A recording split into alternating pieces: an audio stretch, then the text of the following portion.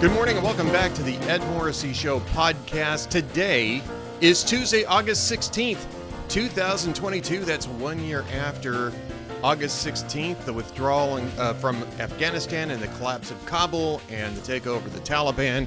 Lots of commentary on this. We've got some news on that this morning. The NPR and New York Times are covering that by removing Joe Biden from their stories. And this is something that Ben Shapiro actually pointed out on Twitter. I happened to catch it when Ben pointed it out, and I followed up with a lengthy post about this. But there's other news in that, which is that the Republican minority on the House Foreign Relations Committee has a new report that's coming out, should be out today. The Dallas Morning News got a chance to look at it yesterday and reported on it yesterday. And they don't skip over Joe Biden at all. There is no mention on NPR or the New York Times at all. Not even a single mention of Biden, or for that matter, Donald Trump, who was also part of the decision to make an agreement with the Taliban, which the Taliban almost immediately began violating, and Joe Biden executed the withdrawal anyway, and executed it in a way where our ally in Afghanistan, our allied government in Afghanistan, was guaranteed to collapse, and that's exactly what happened. Despite all the protestations from Joe Biden that wouldn't happen, that he'd get all the Americans out, that didn't happen either. Nothing like that gets mentioned in the New York Times or NPR reports. However, the report that's coming out today, based on what the Dallas Morning News saw in the advanced look at this, is going to focus very heavily on Joe Biden and his advisors and the Pentagon, the State Department, national security advisors, that sort of thing. And it really is a way to lay out what Republicans in the House will do once they take back the majority after the midterms. It's very clear that they want to use this as a basis for a longer investigation, complete with subpoena power, which they didn't get for this analysis. So this is based on either voluntary submissions to the committee or open source information gathering. It'll be interesting to see the full report once it comes out, but that is in my post about the NYT and NPR this morning, so I hope you get a chance to see that. Lots of Trump news this morning. The Department of Justice handed back the passports they were telling media outlets yesterday afternoon they didn't have. The FBI had confiscated Trump's passports, never inventoried them, were leaking out that they didn't have them. Turned out that they did. And the Department of Justice is saying, well, this is a way that these types of things work. But normally when you are seizing materials in a search warrant, you have to have those materials on an inventory in order to have a chain of custody for these things. This never appeared on the inventory, even though there were some specific items like handwritten note, binders of photos that appear twice. There's a couple other very specific items that show up in the inventory, along with very general items like box 12 or that sort of thing, where obviously you've got a whole bunch of different documents, and the point of that is to go through them.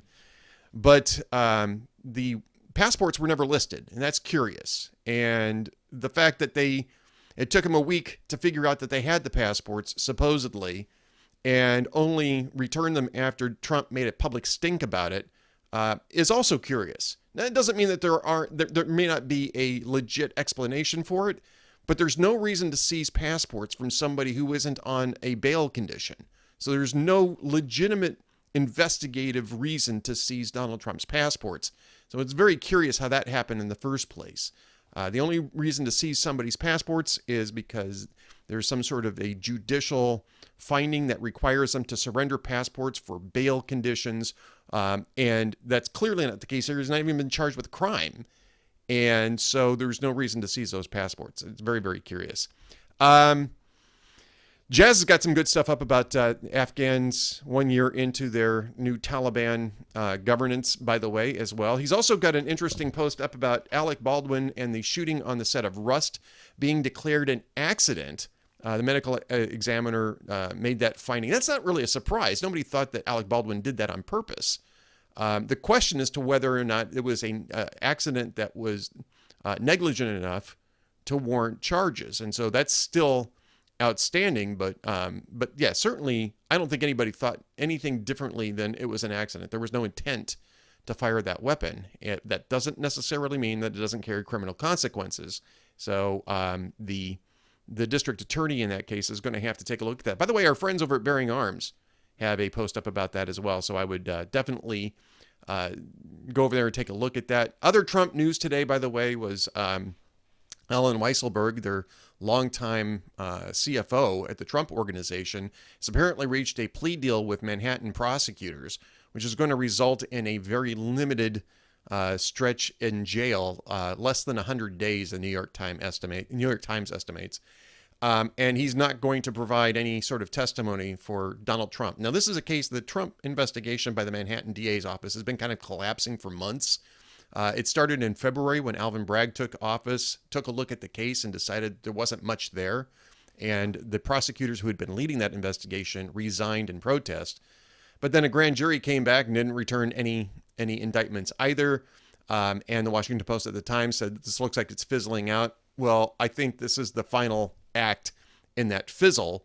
They're just wrapping things up with Weisselberg, and they're going to let him off with a slap on the wrist and just put this behind them. Now, that doesn't let Trump off the hook for civil issues in the, supposed tax and bank fraud involved in the estimation of his property values in the Trump Organization. Letitia James has got an ongoing civil investigation. This is the civil investigation in which Trump was forced to to submit to a deposition last week, in which he invoked the Fifth Amendment repeatedly and refused to answer any questions. Which probably is a smart idea if you've got problems, because you don't want to hand the Manhattan DA statements that would reopen that same investigation. Doesn't look good politically, and that may come back to haunt him if and when Donald Trump decides to run for president again. But the civil issues there are going to be financial and political. There'll be political consequences for that too, but not criminal. And so that is something that is still playing out, will continue to play out. We've got lots more too. We've got new polling data out of Florida, which is sort of a mixed bag for Republicans, because it shows Ron DeSantis is doing really good with Hispanics, but Marco Rubio is not doing so great. So that's a post that's coming up at Hot Air. It'll probably be up by the time that this podcast launches. Tom Cotton is blasting Joe Biden for arming the Chinese Communist Party by apparently waiving all of the tech restrictions on exports to China.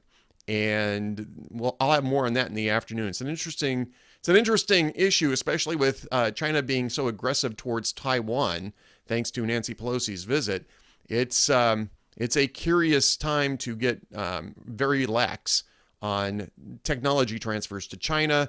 And of course, there's the whole Hunter Biden business dealings thread that we can yank on a little bit here as well to find out just why Biden seems to be so eager to do business with China at this particular moment in time. Coming up next, though, is my weekly chat with the Regent of Red State, the Prince of Twitter, Andrew Malcolm at @Malcolm on Twitter. We have a lot of fun, including how I reveal that I am a radical extremist who has a fully automatic high-capacity rosary. So you don't want to miss that one. It's a lot of fun. And stay tuned for a little message at the end on how you can subscribe on to not just the podcast platforms, Spotify, YouTube, Apple Podcasts, but also how you can become a VIP and VIP Gold member. Have yourselves a great afternoon, and thanks for watching The Ed Morrissey Show. Welcome back to the Ed Morrissey Show podcast. As always on Tuesdays, we speak to the Prince of Twitter, the Regent of RedState.com, Andrew Malcolm at @Malcolm on Twitter, and of course RedState.com in the VIP column. Doing some great work as always. Andrew, welcome back to this week's. Thank you. Even after all these years, the Prince of Twitter gets me. That is stuck. People sometimes send me DMs addressed to Prince of Twitter. Well, word gets around, man. Word gets around. And I tell them they have to bow when they're talking to me. Yes, and because you are above the law. Yeah. And because you're the region of red state, so you're above the law there That's too. right. Yeah. But you do remind us in your VIP column this week, Andrew, that in America no one is above the law except the Democrats. That's right. Except the Democrats who are. Except the Democrats who are. I just, when you look at it, it's so blatant. And of course, the media is on their side mostly, but it's so, if you go down the list of things that there's not been any consequences for, Donald Trump makes, and I'm not necessarily sticking up for him all the time, but Donald Trump makes a phone call to Ukraine and there's an impeachment trial. And Hunter Biden sells his father's name all over the world and bupkis, nothing. Russiagate, nothing. Solyndra, nothing. Fast and Furious, nothing. Nothing. Even Eric Holder, contempt of Congress, nothing. Steve Bannon, contempt of Congress, boom, trial, guilty. Peter Navarro, they went and arrested him and brought him to court in shackles for a contempt of Congress charge. And even the judge was looking and going, what are you doing? Is this really necessary? Is this really necessary? I mean, he was held overnight. I mean, it's the type of thing that normally you just show up to the courthouse with your attorney, for the arraignment sort of thing. It's not like Navarro was a flight risk. So, I mean, a lot of this is, I completely agree with the premise of this. And the reason why this comes up now, of course, is because of the raid on Mar-A-Lago. We talked about it last week. Actually, I don't think we got a chance to talk about it last week because I believe that's right. Or the news broke after you and I were talking about doing our podcast. Right. And look, I mean, this thing about no one's above the law. I'm a big fan of the Espionage Act. Having been somebody who handled classified material and who was warned repeatedly in security briefing after boring security briefing after boring security briefing, and some that were actually kind of interesting, about the consequences of mishandling classified material.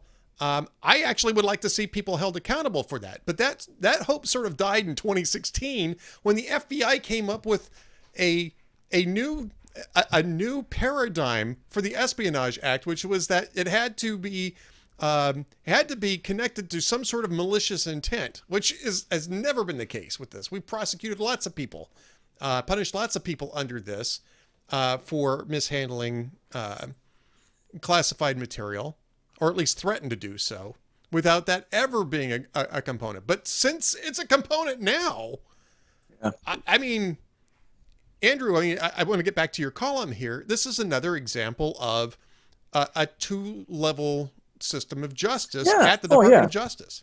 Absolutely, a bifurcated system of justice. And if you're on Twitter, I get that people have preconceived notions that when they see something about Joe Biden or they see something about Donald Trump, they go, oh, that's automatically bad or it's automatically great. But I don't get it when you have alleged professionals in the justice system who are supposed to look at things and to come up with reasonable prosecutions, even with all the discretion that they get. Remember that Comey news conference when he made the case for, oh my God, she's going to go to Alcatraz? And then he said, but we've decided not to prosecute because. Because, Andrew. Yeah, right. And so there's, it's been 2 days since I read the column, Ed, but. It's because I know. You remember Congressman Collins? Yeah, and Christopher Collins, and Michael Cohen. And they both got indicted in the fall in 2018, before the election. But now, we can't do anything about Hunter and other things now because there's an election coming. But Hunter's not up for election. No. And neither is his dad. So, no, but if there's an election coming, then why raid Mar-A-Lago now rather than 2 months ago or after the midterms? It's all part of the well poisoning so that Trump, he might run, but he won't be able to win. Right. And it's just such rabid, Trump derangement syndrome. It is. It's a real thing. It really is. And folks, if you haven't read Andrew's VIP column on this, you definitely want to do this. Now, I also wrote about this issue specific to the Mar-a-Lago raid, and Alan Dershowitz and David French, two people who do not see eye to eye on Donald Trump, I should add, do see eye to eye on this issue, which is the Hillary rule, which is that the Department of Justice established that they're not going to enforce the Espionage Act unless it crosses certain boundaries, right? And French is the guy who actually wrote most specifically on this, and I know a lot of people on the right don't like David French because he's very critical of Donald Trump. Dershowitz, on the other end, is usually defending Donald Trump, which is, if you'd asked me 6 years ago, which side of an issue will David French and Alan Dershowitz be on, I would have said, opposite sides, but I would have picked the other way around. So good on both of them, though. And so this is what his argument was that this was the key paragraph, as David French writes at the Dispatch, about the reason why they didn't prosecute Hillary. And looking back at our investigations into mishandling or removal of classified information, we cannot find a case that would support bringing criminal charges on these facts. All the cases prosecuted involve some combination of clearly intentional and willful mishandling of classified information, or vast quantities of materials exposed in such a way as to support an inference of intentional misconduct, or indications of disloyalty to the United States, or efforts to obstruct justice. We do not see these things here, meaning in the Hillary Clinton case. Well, Hillary Clinton operated a server, an email server out of her house, rather than use the official State Department system, clearly to avoid the record retention requirements at the State Department. And in doing so, she exposed, for 4 years, she retained and exposed and transmitted classified material all the way up to the level of top secret compartmented information.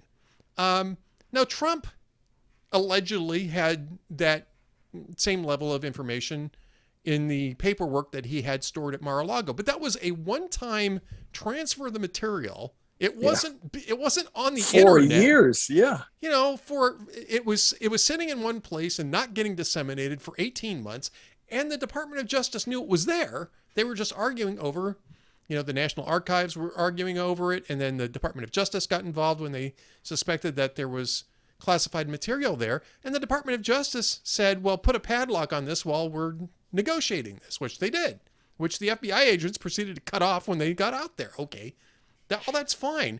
But the Hillary Clinton stuff is an order of magnitude worse, and the exposure risk was an order of magnitude worse than what was going on with Donald Trump, and yet there was no subpoena. There was no search warrant. Nobody went to Chappaqua to go check and see if there was anything else at the house that she had retained. She was allowed to hand over the server on her own after she wiped out literally half of the email messages that were on it, wiped with a cloth, if you'll recall. All of this suggests two very different approaches by the Department of Justice to the Espionage Act. And go back to Benghazi. The Accountability Review Board, Admiral Mullen, took the documents that Hillary's chief of staff gave him. Yep. That's what he went over. Yep. And he never, ever interviewed Hillary Clinton, who was in charge totally the entire night of the Benghazi murders and the aftermath. And she's the one that ordered the reduction in security before the incident. And he never interviewed her, nor did anyone seek to get an answer for why Barack Obama disappeared for 15 hours without any explanation that night. Right. Exactly. Yeah. So it's disgusting. Yep. And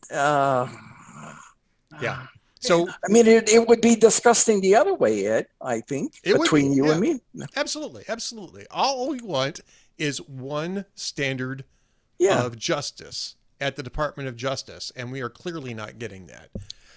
All right, so we've got that going on. The other thing that's going on, there's a couple other things going on actually, but there's a particular story I want to get to. By the way, again, that's at redstate.com. You can look up redstate.com/Andrew Malcolm, and you can find all the stuff that he's working on. Don't forget to go to Malcolm on the Right, episode 22. Hey, let's stop the useless whining. Here's what you can do. That one's about the media. Well, I'm going to get to the media in just a second.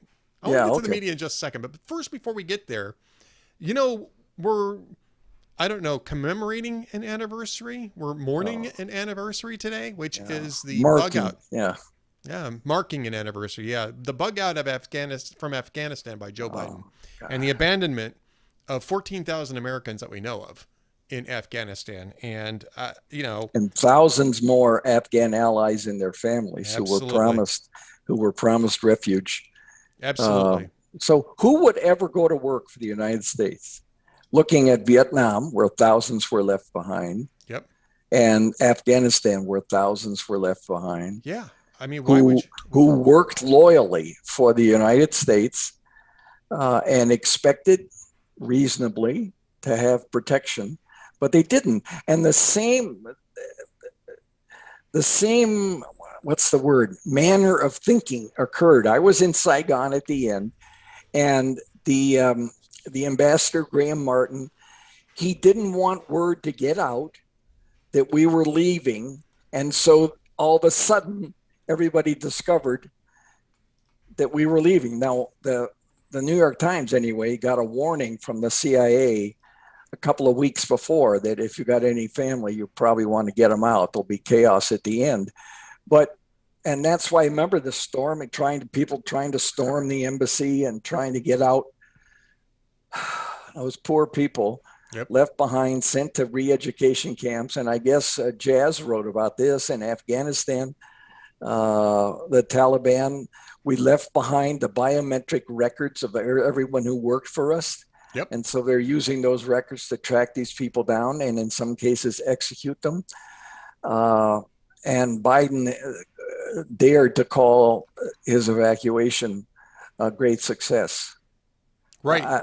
This is an outrage, and I will never forgive Benghazi. And now, because of what I read about you today, I think Afghanistan is up to that level too. Well, still, there's still people there. Right. And I mean, the State Department apparently informed Congress yesterday that the number of American citizens exfiltrated is now around 800. That's about 600 more than they acknowledged there actually being in Afghanistan at the time they bugged out. Because remember, it was 100 or 200 people, and that was it. That's all they'd heard from. Yeah. Well, now they've exfiltrated 800 of them. And the State Department, I mean, this is, and there's another 600 legal permanent residents that they've supposedly exfiltrated for a grand total of 1,400 exfils. But the issue here is that the State Department had told Congress in November of last year that there were 14,000 Americans, if you count both citizens and legal permanent residents, green card holders, who were in Afghanistan at the time that we bugged out of Kabul. And that means we've only gotten 10% of the people out that we left behind. I mean, and we're a year into this now. And not only that, but the rate's slowing, because it was 900 that they'd exfilled by, I think it was early December.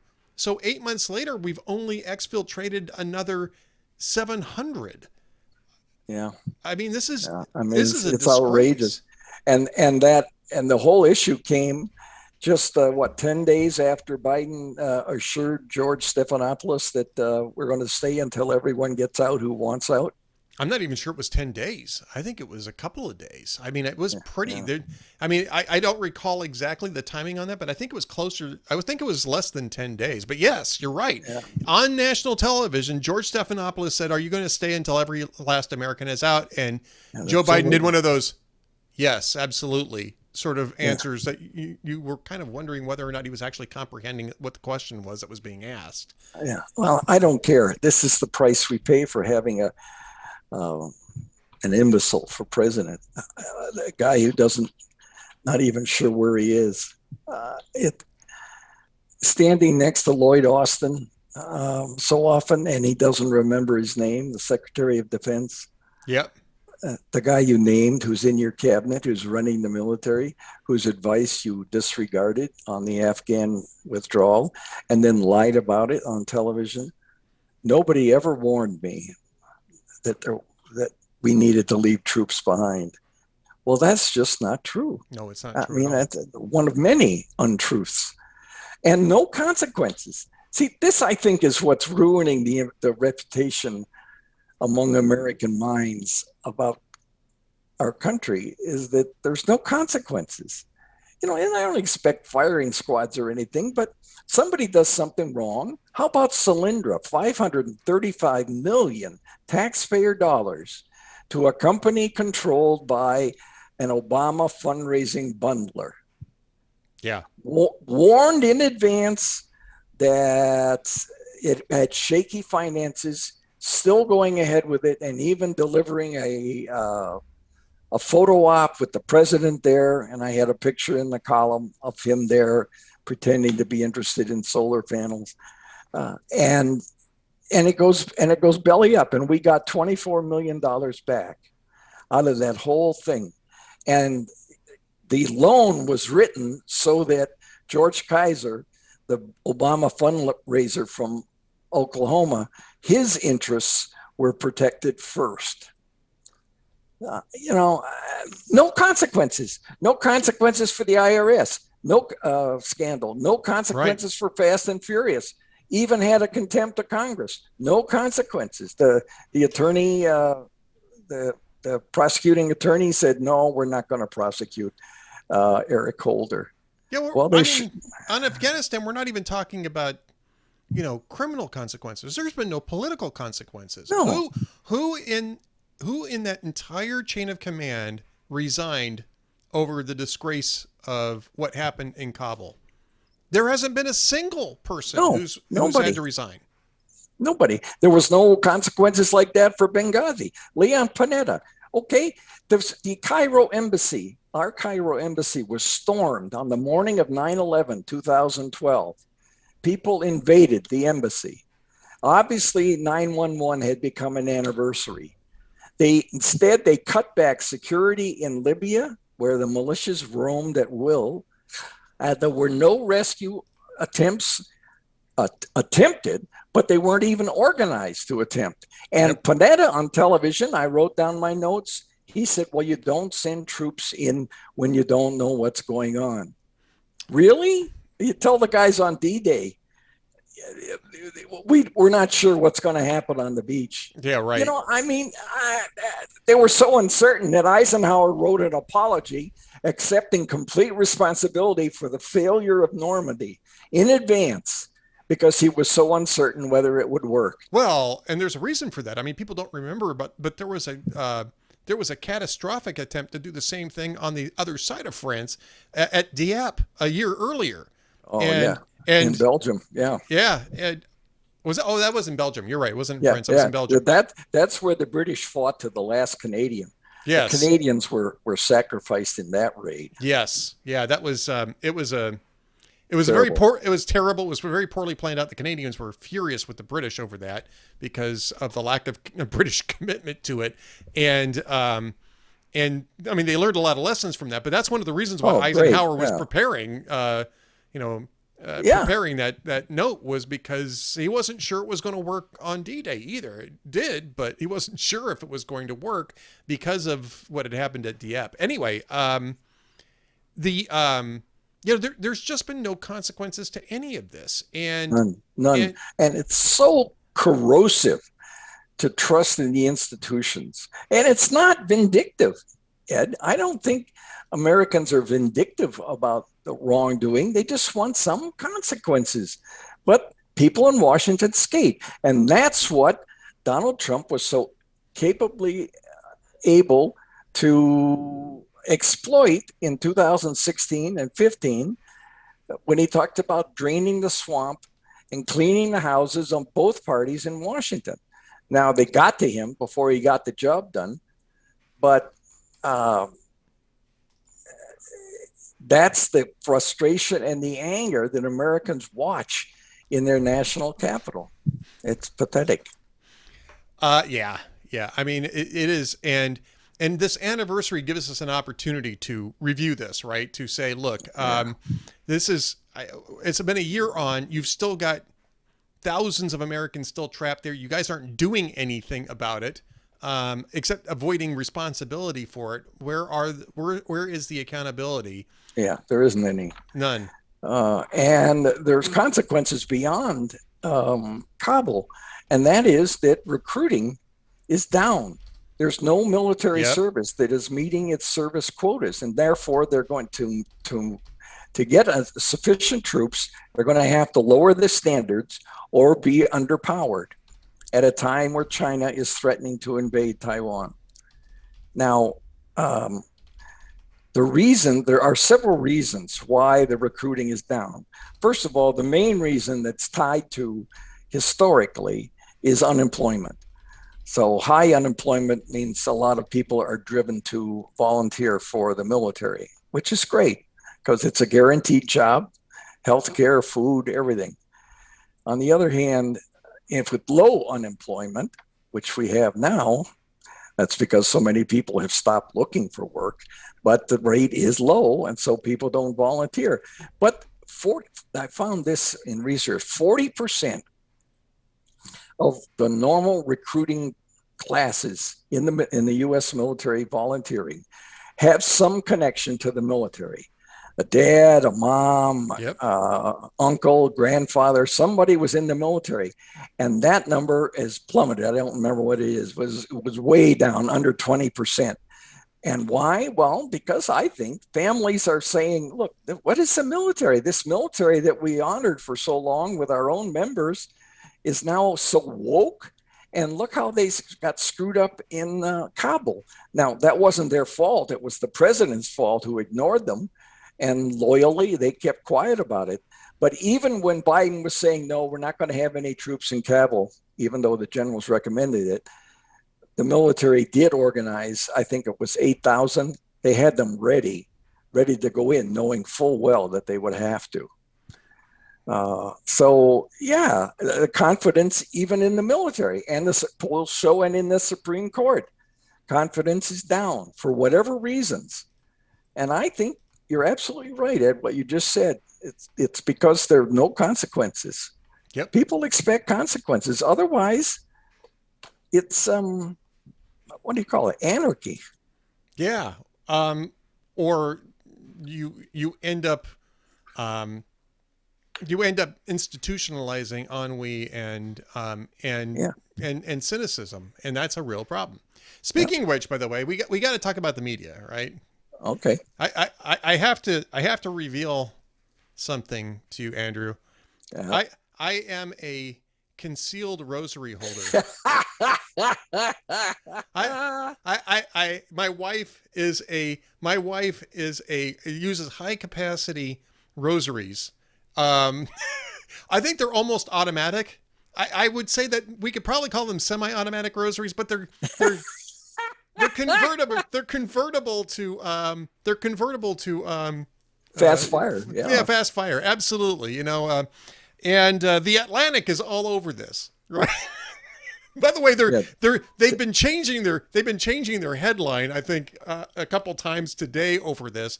But what did it start with? It started off with how the rosary became an extremist symbol. The rosary became an extremist symbol. Why? Because a few extremists with literally thousands of followers on social media, Andrew, used the rosary in part of their symbology, and somehow that negates that centuries of use and the use of the rosary by hundreds of millions of Catholics worldwide. Somehow, a couple of nutcases on Twitter who post stupid pictures with rosaries, somehow that completely changes the rosary. And anybody's holding a rosary, man, you're an extremist, and you are. Yeah. I mean, you're a known extremist. I am a known extremist. And I just want to say that this is actually the assault rosary that I got in Rome. Okay. At the convocation. At the conclave, right? And this is blessed by then newly consecrated Pope Francis in Isn't in that amazing? a large audience So with the journalists. it's even more powerful It is more than powerful a non-blessed Yeah, rosary. yeah. See, this has got a lot more stopping power. This rosary, Andrew, has a lot more stopping power. It does. Too bad I don't take it out more often, though. As a result of your exchanges on Twitter today, I posted a picture of a rhinoceros charging, and the caption was a high capacity assault unicorn. So this was the original headline, right? How gun culture. Oh, I'm sorry, that's not the original one. That's one of the. How this is it. How the rosary became an extremist symbol. The subheadline was, "The AR-15 is a secret object among Christian nationalists. Now radical traditional Catholics are bringing a sacrament of their own to the movement." By the way, folks, just in case you're wondering, this is not a sacrament. This is a sacramental. The Atlantic doesn't know the difference, but I guarantee you Catholics do. There is a difference. Well, you see, that is a chronic thing. Journalists, people who write about religion, not like some of our colleagues, but most of the people in the mainstream media who write about religion, they don't understand it. And, I get that, because they're taught that if you don't have data to support what you're saying, then it can't be true. Yes. Yeah, right. And you don't have data. Prove to me there's a God. Well, it's called faith. And that's why religion gets covered so poorly, and they end up covering it for attendance or paid membership, and it's up or down or sideways, whatever. Don't forget the radical rosaries. The radical rosaries. Radical rosaries. So they changed the headline at first to "How Gun Culture Co-opted the Rosary," which is still not accurate. And then they changed it again to "How Extremist Gun Culture is Trying to Co-opt the Rosary." Sad. Sad. It's very sad. And on top of all this, Andrew, they ran this article 2 days after running another article. And I have to make sure that I pull the correct headline up on this one, because, I mean, honestly, this was like, are you effing kidding me? Sort of thing. This was an article that was saying that the right wing was embracing this domestic terror group, or at least self-proclaimed domestic terror group, Jane's Revenge, which had taken credit for a series of attacks on pro-life centers. The Atlantic's piece on this was the right's new boogeyman, and saying that oh, well, they're just seizing on this so that they can, so they can take the moral high ground. This is an actual group that's actually claiming credit for terror attacks on pro-life facilities. And that's just simply a Republicans' pounce issue there. Yeah, for the Atlantic. pouncing. Oh, pouncing. Absolutely. Lots of pouncing.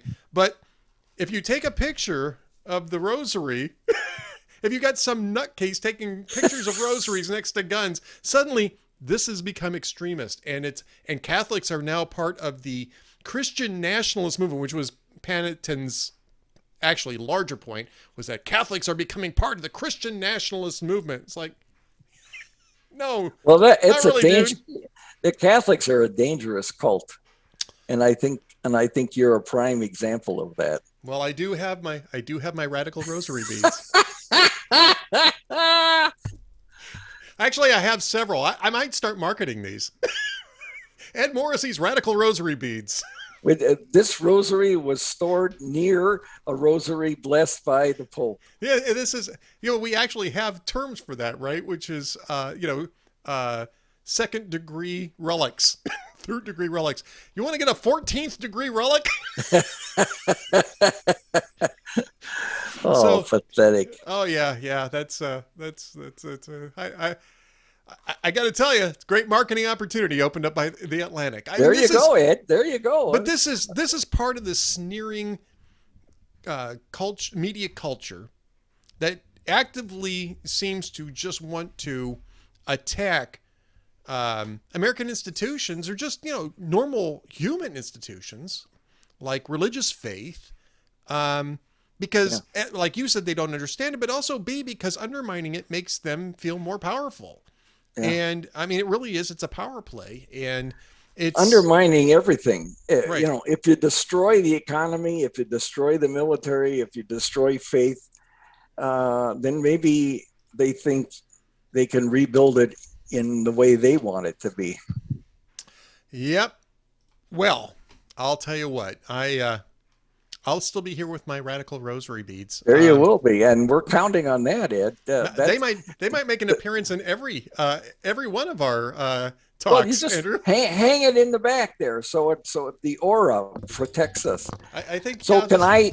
I'm not Catholic, but can I count on the protection from your armed rosary? Oh, sure, yeah. You know, that's one of the nice things about being a concealed rosary carrier is that you can then just pull it out whenever the threat appears. You can just pray for anybody that way. You just whip them out and just start praying the rosary right then and there, and it's a spiritual protection for anybody that you happen to come across. That's right. And if they're standing next to you, you can kind of get the umbrella protection. Yeah. I think the most amusing part of that, by the way, and not that I was terribly amused, but the most amusing part of that was that somehow the rosary was a symbol of manliness and warrior mentality. I'm thinking to myself, the rosary? Give me the one that Catholic critics have been barking about for decades about being too focused on the feminine. There are 53 Hail Marys in a rosary, right? And there's a Hail Holy Queen in there as well. As opposed to 11 Our Fathers. And I'm thinking to myself, yeah, that's the one that's terribly masculine. Yeah. That must be it. So are the rosaries marked for pronouns?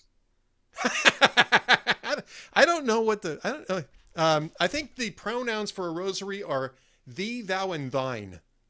Thee, thou, and thine. Thee, thou, and thine, right? Thee, thou, and thine. So yes, thee, thou, and thine, my assault rosary is right here. My high capacity assault rosary. My high capacity assault rosary is right here by me. I just wanted to make sure that I had full disclosure here about my automatic high capacity assault rosary. That's boy. Yeah, like the rest. Do you have a license for that? No, I don't actually. But like the rest of my weapons, I need more practice with it.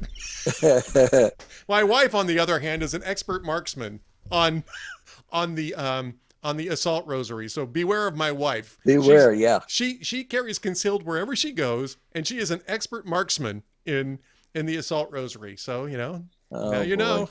I've been teasing her all morning long about that too. I don't think she's amused either, Andrew, but maybe by the time this podcast airs, she'll be a little bit more, she'll find it a little bit more amusing. I have no idea. Anyway, we're just about out of time. On that note,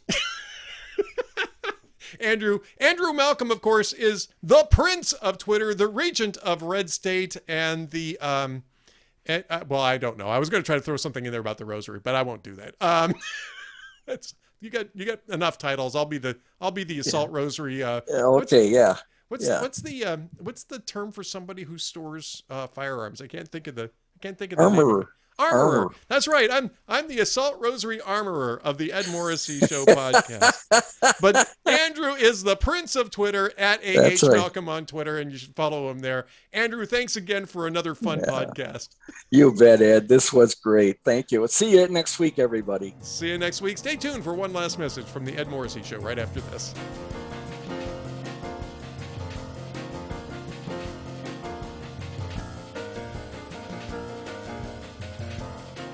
Thank you for watching and listening to the Ed Morrissey Show podcast. Be sure to subscribe at Spotify, Apple Podcasts, and YouTube to get alerted as soon as new episodes get published. You can support the Ed Morrissey Show and Hot Air's VIP reporting by becoming a VIP member, too. Visit hotairvip.com and use the promo code SAVEAMERICA, all one word, for 40% off your membership. Choose VIP Gold and gain membership to access to all of the Townhall sites. Thanks again for watching and listening.